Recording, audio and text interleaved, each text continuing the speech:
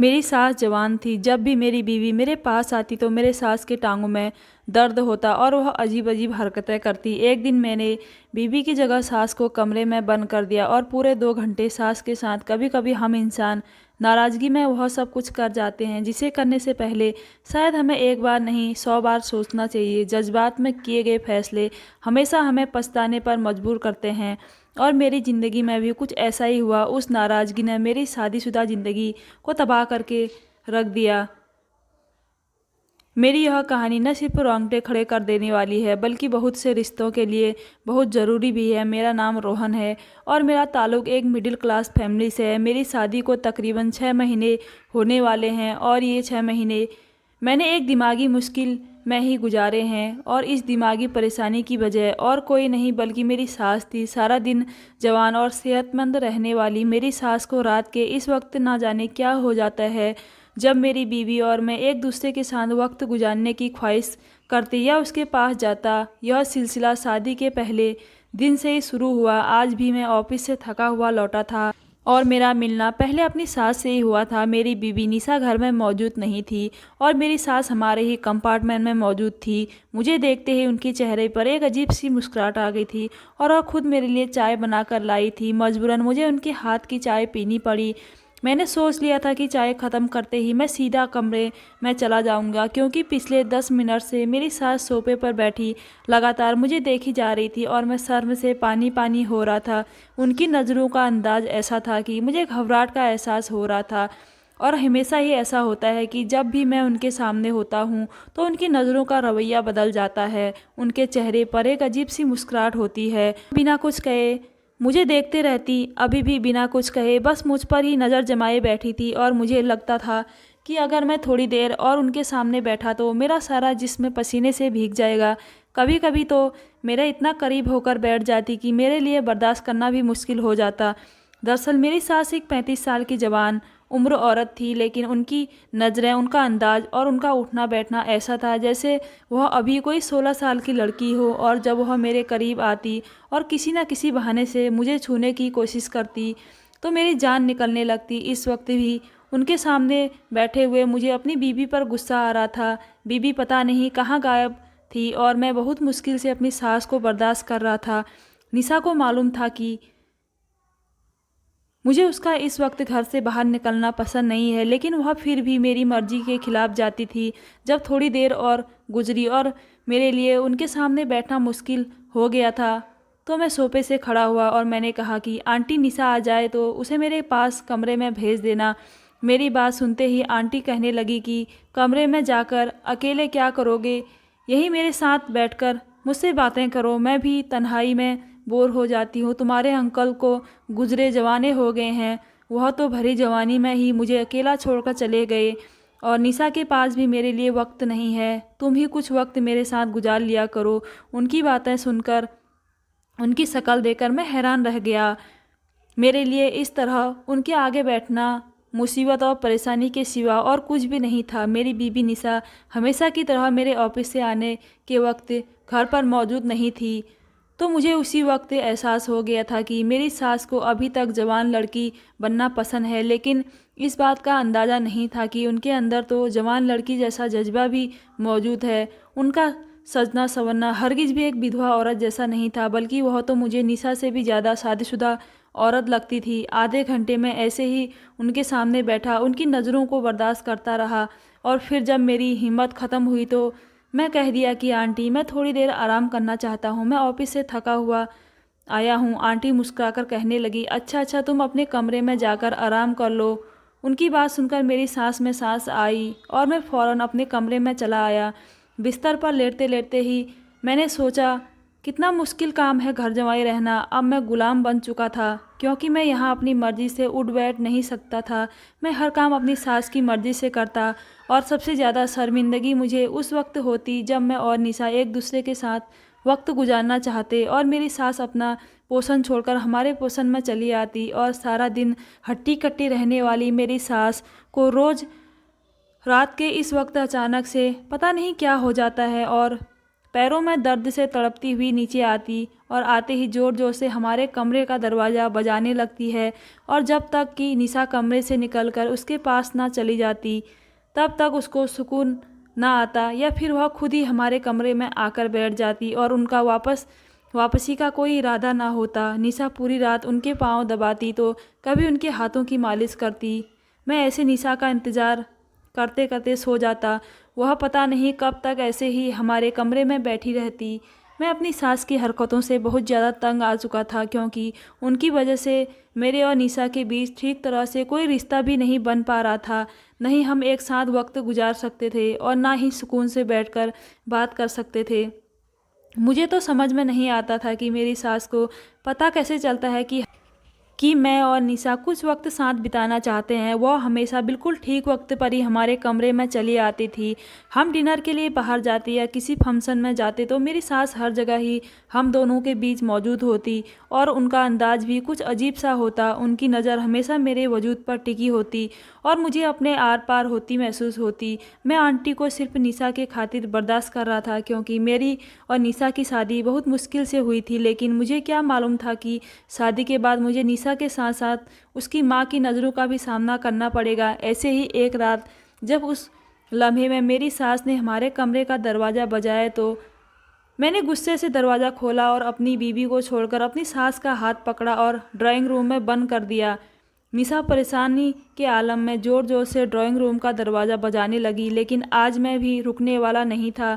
मैं छोटे बड़े की तबीयत भूल चुका था और ना ही मुझे तहवीज़ याद आ रही थी। मेरी सास को बहुत ज़्यादा जवान रहने का शौक़ था। उनके जज्बात ने ही आज मुझे मजबूर कर दिया था कि मैं वह सब करूं। एक शरीफ मर्द सोच भी नहीं सकता। आने वाले 2 घंटे तक मैं रूम में अपनी सास के साथ अकेला बैठा रहा और निशा बाहर से आवाज़ें लगाती रही थी, लेकिन मुझ पर जो गुस्सा हावी था आसानी से उतरने वाला नहीं था। पूरे 2 घंटे बाद जब मैंने कमरे का दरवाज़ा खोला तो मेरा गुस्सा ठंडा हुआ और मेरी सास सोफे पर बैठी हुई थी। निशा कमरे में दाखिल हुई और उसने मेरा गिरबान पकड़ लिया। इससे पहले कि वह मेरे साथ कोई बदतमीजी करती, मैं उससे वह सब कह दिया जो शायद मुझे नहीं कहना चाहिए था। यह जानकर आपके भी रोंगटे खड़े हो जाएंगे कि मेरे सास और मेरे बीच क्या हुआ था। निशा और मैं एक साथ कॉलेज में पढ़ते थे और वहीं से ही हमारी मोहब्बत शुरू हुई थी। मैं एक मिडिल क्लास फैमिली से बिलोंग करता था, जबकि निशा का ताल्लुक़ खाते पीते अमीर घराने से था। निशा बहुत ही खुशमिजाज और दिल वाली लड़की थी। मुझे कॉलेज में किसी भी चीज़ की ज़रूरत होती या कोई भी मदद चाहिए होती, निशा फ़ौरन चली आती। आहिस्ता आहिस्ता हम दोनों के बीच दोस्ती बढ़ती चली गई और मैं निशा की मोहब्बत में गिरफ़्तार हो गया। लेकिन चाह कर भी मैं यह बात निशा को नहीं कह सका, क्योंकि हमारे बीच क्लास का फ़र्क था और हम मिडिल क्लास लोग के लिए किसी बड़े घर की लड़की से प्यार करना बदनामी और पछतावे के सिवा और कुछ भी नहीं होता। यही सोचकर पूरा 1 साल गुजारने के बावजूद भी मनीषा से कभी अपनी मोहब्बत का इजहार ना किया और हमारी दोस्ती को 1 साल गुजर गया तो एक दिन निशा खुद ही कहने लगी कि रोहन, मैं तुमसे इस कदर मोहब्बत करती हूँ कि बता नहीं सकती। आज तक मैं इसी बात का इंतज़ार कर रही कि तुम मुझसे प्यार का इजहार करोगे, लेकिन लगता है कि तुम्हारे दिल में मेरे लिए कोई जज्बात नहीं। उसकी आंखों में नमी थी और मैं हैरानी से उसकी बातों पर गौर कर रहा था। इस बात का अंदाज़ा ही नहीं था कि मेरे दिल में आग लग रही थी। वही जज्बात उसके अंदर भी मौजूद थे। और फिर निशा को मोहब्बत से देखते हुए कहा कि मैं भी उसे उतनी ही मोहब्बत करता हूँ जितनी वह मुझसे करती है।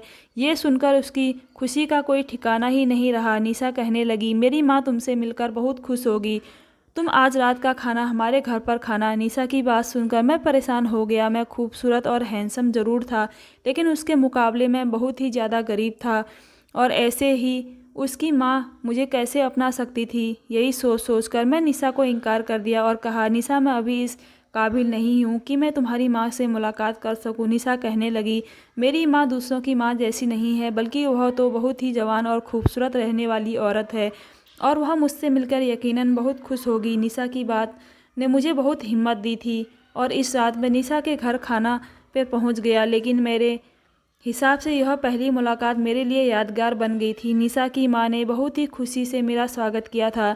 मैं उनको देखकर हैरान रह गया था, क्योंकि वह किसी तरह निशा की माँ नहीं लगती थी। वह बहुत जवान और हसीन थी। उनकी बातचीत का अंदाज भी बिल्कुल जवान लड़कियों जैसा ही था। उन्होंने गुलाबी रंग का एक चमकता हुआ सूट पहन रखा था और कंधों तक लहराते बाल उन्हें बहुत खूबसूरत बना रहे थे। उन्होंने निशा को खाने की तैयारी के लिए किचन में भिजवा दिया था और खुद मेरे सामने बैठकर बेझिझक मेरा सर से पांव तक देखने लगी। यह मेरी उनसे पहली मुलाकात ही थी, इसलिए मैं बहुत ज़्यादा शर्मा रहा था। मुझे लगा कि शायद वह मुझे अपने दामाद की नज़र से देख रही है और यह जानना चाहती है कि उनकी बेटी की पसंद कैसी है, लेकिन मुझे अंदाज़ा नहीं था कि उनके दिल में क्या छुपा हुआ है। मैंने एक दो बार नज़र उठाकर उनकी तरफ देखा और उन्हें खुद को देखता हुआ ही पाया। उन्होंने मुझसे बहुत सारे सवाल पूछे थे। उन्हें मेरे मिडिल क्लास होने पर भी कोई परेशानी नहीं थी। यह एक अच्छा डिसीजन साबित हुआ था। लेकिन जैसे ही मैं वापसी के लिए खड़ा हुआ तो मेरी सास ने कहा कि इस शादी के लिए उनकी एक शर्त है कि वह मुझे अपने घर में अपना घर जमाई बनाकर रखेगी। उनके इस बात ने मुझे हैरान कर दिया था और साथ ही मेरी इज्जत को भी ठेस पहुंचाई थी। मैं किस तरह शादी करके घर जमाई रह सकता था। मेरी सास ने साफ लफ्ज़ों में कहा कि मैं उनकी इकलौती बेटी को एक छोटे से घर में विदा नहीं कर सकती, इसलिए तुम्हें यही हमारे साथ रहना होगा। वैसे ही मैं विधवा औरत अकेले कैसे गुजारा कर सकती हूँ। अच्छा है तुम्हारा साथ भी मिल जाएगा। अपनी सास की बात सुनकर मैं एक नज़र निशा पर डाली तो वह नज़र चुरा गई। शायद उसे यह बात पहले से मालूम थी। उसका यह नज़र चुराना मुझे गुस्सा दिला रहा था। अगर वह यह बात मुझे पहले ही बता देती तो शायद मैं यहाँ आने से पहले कुछ वक्त सोच लेता। मेरी सास ने मुझे कहा कि मैं सोचने के लिए कुछ वक्त ले सकता हूँ, लेकिन वह किसी भी हालत में अपनी बेटी को विदा नहीं करेगी, बल्कि मुझे घर जमाई रखेगी। मैं वापस लौटकर अपने घर आ गया। मेरे घर में मेरे माँ बाप और 2 बहनें मौजूद थी। अगर उन्हें इस बात का पता चलता कि मैं जिस लड़की से प्यार करता हूँ उसकी माँ मुझे अपने घर रखना चाहती है, घर में एक हंगामा हो जाता। घर आने के बाद बार बार मेरे फ़ोन पर निशा का फ़ोन आ रहा था। काफ़ी देर तक मैंने फ़ोन न उठाया और फिर जब वह बार बार मैसेज करने लगी तो मैंने तंग आकर मैंने फ़ोन उठाया और निशा से कहा कि तुमने मुझे यह बात पहले क्यों नहीं बताई। तुम्हारी माँ मुझे घर जमाई बनाना चाहती है। निशा रोते हुए कहने लगी कि वह मुझसे मोहब्बत करती है और मेरे बगैर नहीं रहना चाहती, इसलिए उसने यह बात पहले नहीं बताई थी, क्योंकि उसे डर था कि मैं इनकार ना कर दूं और कुछ वक्त में हम अलग ना हो जाएं। उसकी बात सुनकर मैं परेशान हो गया था, क्योंकि यह बात किसी तरह भी सही नहीं थी कि मैं घर जमाई बन जाता, लेकिन उसको खो देने का हौसला भी मुझ में नहीं था। पर निशा ने मुझे अपनी जान देने की धमकी दी थी तो मजबूरन मुझे अपने घर वालों से रिश्ते की बात करनी पड़ी। और जैसे ही मेरी माँ को घर जमाई वाली बात पता चली उन्होंने बहुत हंगामा किया। माँ तो किसी हाल में भी इस बात के लिए तैयार नहीं थी कि उनका इकलौता बेटा इतने बड़े घर में शादी कर और फिर घर जमाई बन जाए। माँ तो मेरी किसी गरीब घर की लड़की से शादी करना चाहती थी ताकि वह उनके साथ मिलजुल कर ज़िंदगी गुजार सके। लेकिन जब मैंने माँ से अपनी मोहब्बत का इजहार किया तो पहले तो वह चुप हो गई और फिर मेरे प्यार और जिद के आगे हार मान गई और कहने लगी कि सोच समझ कर फैसला करना। अगर तू घर जमाई बनकर रहेगा, याद रखना कि तुझे हमेशा लोगों के इशारों पर नाचना पड़ेगा। घर की इज्जत बीवी को विदा कर कर लाने से बढ़ती है और उसके घर जाकर बसने से नहीं। हमेशा के लिए उनका गुलाम हो जाएगा, लोगों की नज़रों में गिर जाएगा। तू भले ही लाख मेहनत कर पैसा कमा, लेकिन सबको यही लगेगा कि तू अपने ससुराल वालों के पैसों पर ही पल रहा है।